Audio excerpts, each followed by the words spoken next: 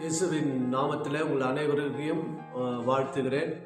இந்த கிறிஸ்துமஸ் நன்னாட்களிலே ஆண்டவருடைய பிறப்பின் பற்றிய சில வார்த்தைகளை உங்களிடத்தில் பகிர்ந்து கொள்வதற்கு நான் மிகவும் சந்தோஷப்படுகிறேன். உலகமெங்கிலும் இன்றைக்கு இந்த ஆண்டவர் பிறப்பின் அந்த பிறந்த நாளை கொண்டாடி வருகிறதை நாம் பார்க்கிறோம். இந்த வேளையிலே கூட மனுக்குலம் புகழ்ந்திட மாமன்னன் இயேசு கிறிஸ்து என்ற அந்த ஒரு தலைப்பில் நான் ஒரு சில வார்த்தைகளை உங்களிடத்தில் நான் பகிர்ந்து கொள்ள ஆசைப்படுகிறேன். முதலாவதாக வேதத்தில் பார்க்கும் பொழுது மத்தேயு 2ஆம் அதிகாரம் 1-2 வசனங்களிலே யூதருக்கு ராஜாவாக பிறந்திருக்கிறவர் எங்கே? கிழக்கிலே அவருடைய நட்சத்திரத்தை கண்டு அவரை பணிந்து கொள்ள வந்தோம் என்றார்கள் என்று பார்க்கிறோம். மேலும் இங்கு வசனத்தை நாம் பார்க்கும் பொழுது, அதாவது சாஸ்திரிகள் இயேசு கிறிஸ்துவை தொழுது கொள்ள அவரை புகழ்ந்திட அவரை தேடி வருகிறதை நாம் பார்க்கிறோம். அதாவது கிழக்கிலிருந்து அவங்க என்ன பண்ணாங்க, வந்து அவங்க கேட்குறாங்க. ஏரோது ராஜாவின் அந்த நாட்களிலே யூதாவில் உள்ள பெத்லகேமிலே இயேசு பிறந்த பொழுது கிழக்கிலிருந்து சாஸ்திரிகள் எருசலேமுக்கு வந்தார்கள் என்று பார்க்கிறோம்.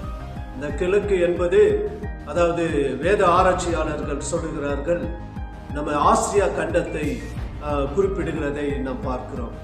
எனவே இயேசு கிறிஸ்து இந்த ஆசியா கண்டத்தில் தான், நம்முடைய கண்டத்தில் இயேசு கிறிஸ்து பிறந்தது. நாம் எல்லாம் அவரை புகழ்ந்து போற்றக்கூடியவர்களாய் நாம் இருக்கிறோம்.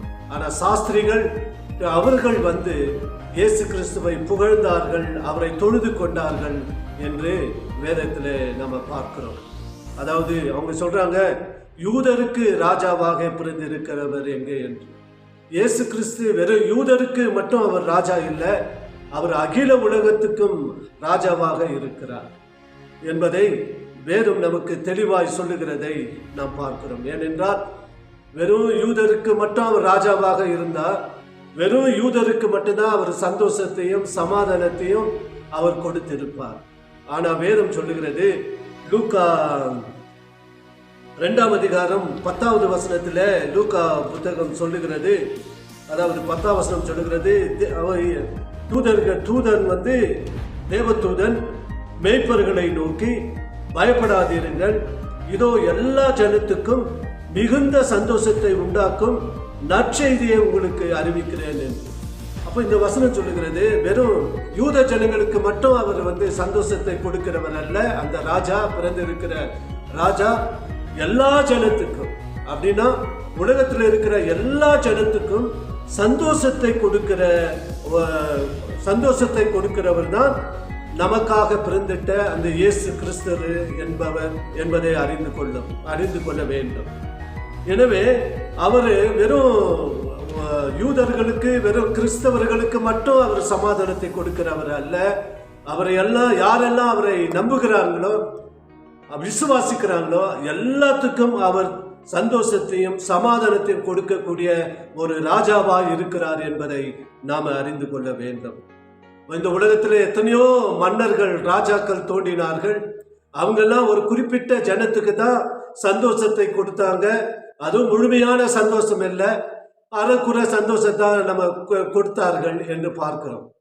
மாமன்னன் அலெக்சாண்டர் அந்த ராஜாவை குறித்து பார்க்கும் பொழுது உலகத்தையே பிடிக்க வேண்டும் என்று நினைச்சார். எதற்காகனா தன்னுடைய சுயத்திற்காக ஆள வேண்டும் என்று நினைச்சார். ஆனா நமக்காக 2000 வருஷத்துக்கு முன்பாக பரலோகத்தை விட்டு பூமிக்கு வந்த மாமன்னன் இயேசு கிறிஸ்து அவங்க தன்னுடைய நலனுக்காக இந்த உலகத்தை ஆள வேண்டும் நினைக்கல. தன்னுடைய நலனுக்காக இந்த உலகத்தில் அவர் ராஜாவாக வரவில்லை. அவர் ஏன் வந்தார் என்றால், உலக மக்கள் அனைவருக்கும் சந்தோஷத்தை கொடுக்க, சமாதானத்தை கொடுக்க அவர் இந்த உலகத்திலே ராஜாவாக பிறந்தார். அதுதான் சாஸ்திரிகள் கேட்டாங்க, யூதருக்கு ராஜாவாய் பிறந்திருக்கிறவர் எங்கே என்று அவங்க கேட்கிறாங்க.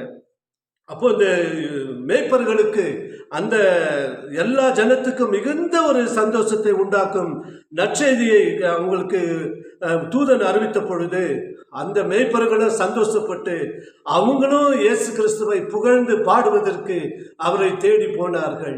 அந்த மேய்ப்பர்கள் போன இடத்திலெல்லாம் அவரை பற்றி புகழ்ந்தார்கள் என்பதை நாம் அறிந்து கொள்ள வேண்டும். அப்போ இந்த சந்தோஷத்தை குறித்து பார்க்கும் பொழுது இன்னைக்கு கூட நம்ம நிறைய ராஜாக்கள் ஆண்டு கொண்டு இருக்கிறாங்க. அவங்களாம் என்ன செய்யறாங்க, ஒரு குறிப்பிட்ட ஜனங்களுக்கு தான் சந்தோஷத்தையும் சமாதானத்தையும் கொடுக்கறாங்க, எல்லாத்துக்கும் கொடுக்கறது இல்லை.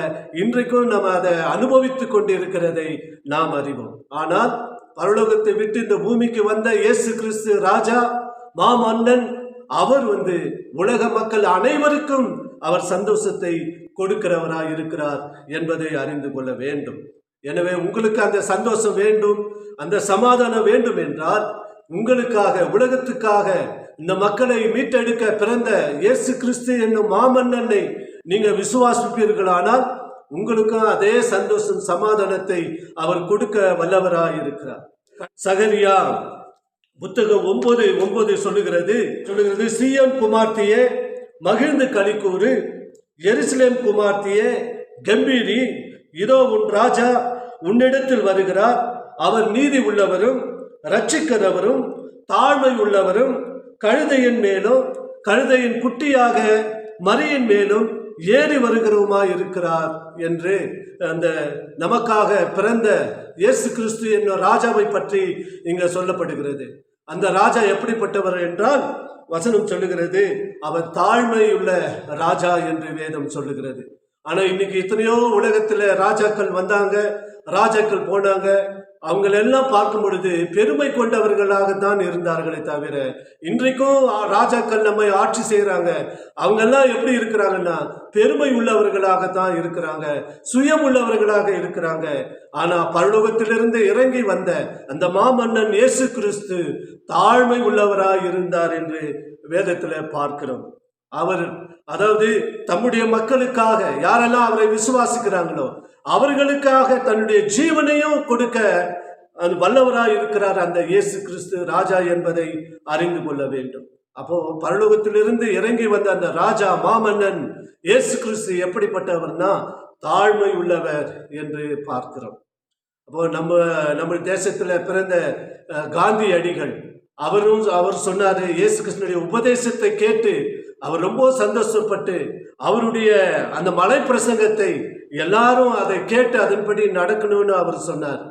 அதையும் அவர் கடைபிடிச்சார். அதனால்தான் பிரிட்டிஷர்காரர்களை எதிர்த்து அவர் போராடும் பொழுது கூட உப்பு சத்தியாகிரகம் தான் பண்ணார். தாழ்மையாக அவர் நடந்து அந்த சுதந்திரத்தை நமக்கு பெற்றுக் கொடுத்தார்.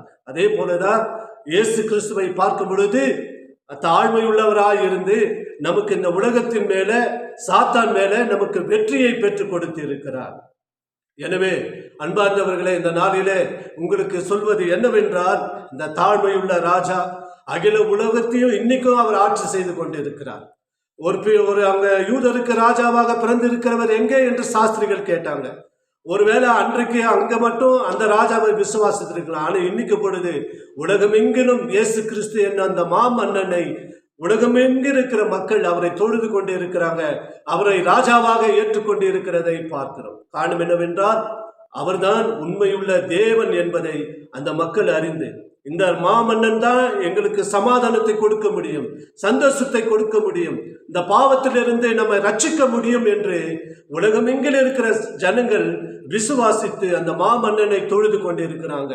உங்களுக்கு அந்த பாவத்திலிருந்து உங்களுக்கு மன்னிப்பு வேண்டும் என்றால், ரட்சிப்பு வேண்டும் என்றால், நீங்க சொர்க்கத்துக்கு போக வேண்டும் என்றால், அந்த மாமன்னன் இயேசு கிறிஸ்துவை நீங்க விசுவாசிப்பீர்களானால், அவர் இன்னத்துக்கு பரலோகத்திலிருந்து இந்த பூமிக்கு வந்தாரோ அந்த நோக்கம், அந்த திட்டம் உங்க வாழ்க்கையில அது நிறைவேறும். உங்களுக்கும் சொர்க்கத்தில பரலோகத்தில ஒரு இடத்தை அவர் உண்டாக்குவார் என்பதில் சந்தேகமே இல்லை. எனவே அவரை நம்புங்கள், அவரை விசுவாசிங்கள், அவரை உறுதியாய் பிடித்துக் கொள்ளுங்கள். அவர் உங்களை ஆசீர்வதிப்பார்.